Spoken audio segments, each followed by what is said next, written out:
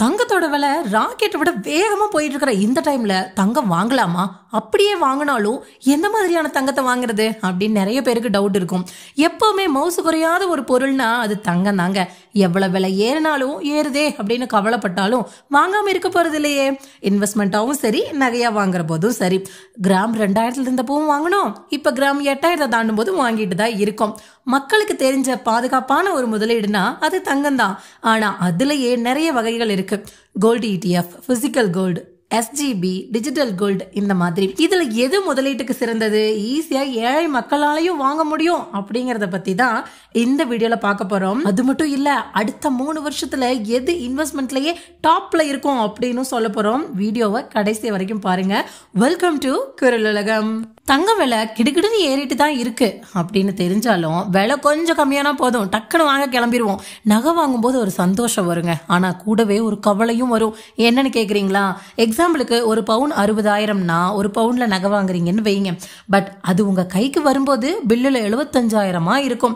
இந்த 10,000 எங்கிருந்து வந்தது அப்படின்னு பார்த்தா செய்கூலி, சேதாரம், GST இது எல்லாத்துக்கும் தான் போயிருக்கும். இதுதான் அந்த கவலை. கரெக்ட் தானே? சரி, ஆபரண தங்கம் வாங்குறத நல்ல முதலீடா பார்க்கலாமா கூடாதா? தங்கம் வாங்குறதால ஏதாவது எமர்ஜென்சி டைம்ல அடகு வைக்கலாம், விற்கலாம், வச்சு லோன் கூட எடுத்து யூஸ் பண்ணலாம். இதை விற்கும் போது அதோட பியூரிட்டி பேஸ்லையும் மேக்கிங் அண்ட் வேஸ்டேஜ் சார்ஜையும் கணக்கு வச்சு ரேட்டு குறையும்.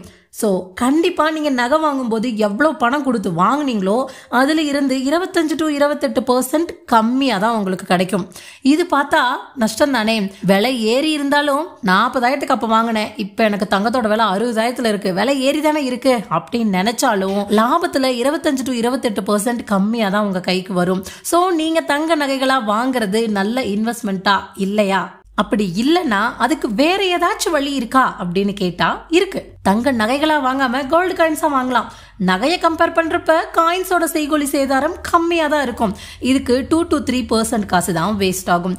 இதுல ஒரு ப்ராப்ளம் என்னன்னா, கோல்டு காயின்ஸை வச்சு நீங்க லோன் எடுக்க முடியாது. என்னங்க நகையா வாங்கினா நஷ்டம்னு சொல்றீங்க, காயின்ஸா வாங்கினா லோன் எடுக்க முடியாது அப்படின்னு சொல்றீங்க, என்னதான் செஞ்சு கோல்டுல இன்வெஸ்ட் பண்றது அப்படின்னு கேக்குறீங்களா? அதுக்கு இன்னும் 2 வழிகள் இருக்கு.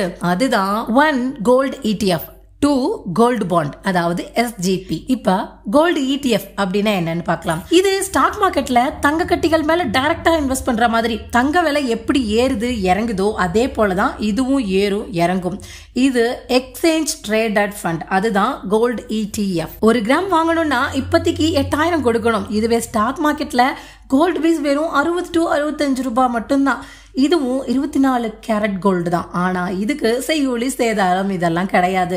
நீங்க இன்வெஸ்ட் பண்ற காசு 1 ரூபாய் கூட வேஸ்ட் ஆகாது. இது நீங்க வாங்கணும்னா டிமேட் அக்கவுண்ட் ரொம்ப ரொம்ப முக்கியம். கண்டிப்பா உங்களுக்கு ஒரு டிமேட் அக்கவுண்ட் ஓபன் பண்ணுங்க. அதுக்கு இப்ப நிறைய ஃபெசிலிட்டிஸ் போன்லயும் இருக்கு.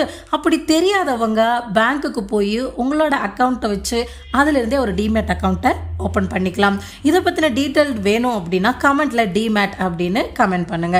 இந்த டிமேட் அக்கவுண்ட் ஓபன் பண்ணிட்டீங்க அப்படின்னா நீங்க ஈஸியா காசு இருக்கும் போதெல்லாம் டக்கு டக்குன்னு வாங்கிக்கலாம், எப்ப வேணும்னாலும் மார்க்கெட்ல வித்துக்கலாம். Second one SGP, sovereign gold bond. இது ரிசர்வ் பேங்க் ஆஃப் இந்தியா கண்ட்ரோல்ல வச்சிருக்கு. இத வருஷத்துக்கு 6 தடவை இஷ்யூ பண்றாங்க. தங்கத்தை பிசிக்கலா வாங்கி வீட்டுல வைக்கிறதுக்கு பதிலா இதை வாங்கிக்கலாம். இதுக்கு இன்ட்ரெஸ்டும் கிடைக்கும். கிலோ கணக்குல வாங்கணும்னு பயப்பட தேவையில்லை. மினிமம் 1 கிராம் கூட வாங்கலாம், மேக்சிமம் 4 கிலோ வரைக்கும் வாங்க முடியும். இதுல ஒரு அட்வான்டேஜும் இருக்கு. இந்த சாவரியன் கோல்ட் பாண்டை ஆன்லைன்ல வாங்கினா கிராமுக்கு 50 ரூபாய் டிஸ்கவுண்டும் கிடைக்கும். சாவரியன் கோல்ட் பாண்ட்ல நீங்க வாங்குற தங்கத்துக்கு வருஷத்துக்கு 2.5% இன்ட்ரெஸ்ட் தராங்க. இது பிக்ஸ்டு இன்ட்ரெஸ்ட், 6 மாசத்துக்கு ஒரு தடவை தருவாங்க. இத 5 வருஷத்துக்கு நீங்க ஹோல்டு பண்ணினாதான் 2.5% இன்ட்ரெஸ்ட் கிடைக்கும். அது மட்டும் இல்லாம டாக்ஸும் கட்ட தேவையில்லை. ஒருவேளை 5 வருஷத்துக்கு முன்னாடியே நீங்க விக்கிறீங்க அப்படின்னா 2.5% இன்ட்ரெஸ்டும் கிடையாது. அதே மாதிரி நீங்க இன்வெஸ்ட் பண்ற கேபிட்டல் அமௌண்ட்டுக்கு டாக்ஸும் கட்டணும். ஸோ கோல்டு ETFனா என்ன, SGBனா என்னன்னு உங்களுக்கு புரிஞ்சிருக்கும். இப்ப தங்க நகை, கோல்டு ETF, SGB இதெல்லாம் கம்பேர் பண்ணி டிஃபரன்சஸை பார்க்கலாம். இதை பார்த்தாவே உங்களுக்கு எது பெஸ்டா இருக்கும் அப்படின்னு உங்களால டிசைட் பண்ண முடியும். பார்க்கலாமா? Physical gold, gold ETF, SGB. இப்ப இது பியூரிட்டியில பார்த்தோம்னா பிசிக்கல் கோல்டுல 18 கேரட்டா 20 கேரட்டா 22 கேரட்டான்னு நம்மளால கரெக்டா பார்த்து சொல்ல முடியாது. ஆனா கோல்டு இடிஎஃப்ல அண்ட் எஸ்ஜிபியில் ரெண்டுலேயுமே இந்த பியூரிட்டி டவுட்டே தேவையே இல்லை. ஏன்னா இது எலக்ட்ரானிக் ஃபார்ம், ஃபுல்லி டிரான்ஸ்பரண்டாக தான் இருக்கும். அடுத்து பர்ச்சேஸ், ஏதாவது ஒரு ஜுவல்லரியில் இந்த பிசிக்கல் கோல்டை நகையா நீங்கள் வாங்கிக்கலாம். கோல்டு இடிஎஃப்பும் எஸ்ஜிபியும் செகண்டரி மார்க்கெட்டான ஸ்டாக் மார்க்கெட்லையோ இல்லை பேங்க்லையோ வாங்கிக்கலாம். அடுத்து மினிமம் லிமிட், பிசிக்கல் கோல்டுக்கு எவ்வளோ வேணாலும் வாங்கிக்கலாம். இதுக்கு மினிமம் எல்லாம் கிடையாது. எந்த சைஸில் நீங்கள் வாங்குறீங்களோ அதை பொறுத்து அதோட ப்ரைஸும் ஸ்டார்ட் ஆகும். கோல்டு இடிஎஃப்ல மினிமம் 50 ரூபாயிலிருந்து கூட வாங்கிக்கலாம். சாவரின் கோல்ட் பாண்டோட மினிமம் லிமிட் ஆல்ரெடி நம்ம சொன்ன மாதிரி 1 கிராம். இதுக்கு லாக்இன் பீரியட், பிசிக்கல் கோல்டுக்கு எந்த ஒரு லாக்இன் பீரியடும் கிடையாது, எப்ப வேணும்னாலும் வித்துக்கலாம். இடிஎஃப் இதுவும் அதே மாதிரி தான், மார்க்கெட் டைமிங்ல எப்ப வேணாலும் நீங்க வித்துக்கலாம். சாவரியன் கோல்டு பாண்ட் இதுக்கு 5 இயர்ஸ் லாக்இன் பீரியட் இருக்கு. சப்போஸ் அந்த 5 இயருக்கு முன்னாடி நீங்க எடுக்கிறீங்கன்னா வட்டியும் கிடையாது, டாக்ஸும் பே பண்ணணும், மைண்ட்ல வச்சுக்கோங்க. அடுத்து லிக்விடிட்டி, அதாவது இருக்கிறத வித்து பணமா மாத்துறது. பிசிக்கல் கோல்டு ஈஸியா பணமா மாத்திக்கலாம். ஆனா பியூரிட்டியை பார்க்கும்போது 25 to 28% லாஸ் ஆகும். மேக்கிங் சார்ஜ், வேஸ்டேஜ், ஜிஎஸ்டி எல்லாம் போக.